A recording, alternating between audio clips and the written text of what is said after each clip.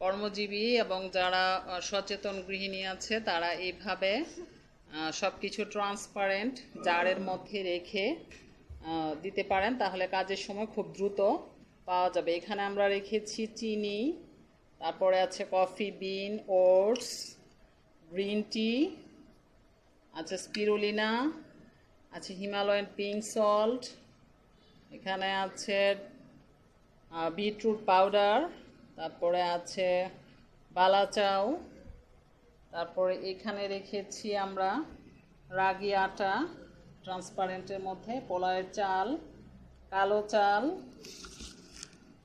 তারপর রেখেছি এখানে রাজমা, আর এখানে আছে আমার নিত্য প্রয়োজনীয় বিভিন্ন ধরনের ছুরি, কাঁচি। এটার মধ্যে রেখেছি কোকোনাট অয়েল, তারপরে 3 ধরনের ডাল নিয়েছি। এটা অ্যাঙ্করের ডাল ট্রান্সপারেন্ট বোতলে রেখেছি। তারপরে এখানে আছে মুগ ডাল, এখানে রেখেছি মসুরির ডাল, রেখেছি মরিচের গুঁড়ো, তারপরে রয়েছে হলুদের গুঁড়ো, এখানে আছে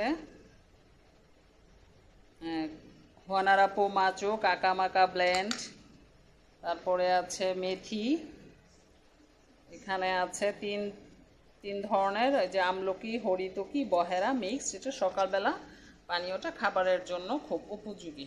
এভাবে আপনারা ট্রান্সপারেন্ট প্লাস্টিক বা কাচের যে কোনো বোতলে এভাবে সাজিয়ে রাখতে পারেন, তাহলে প্রয়োজনের সময় খুব সহজেই হাতের কাছে জিনিসগুলো পাওয়া যাবে।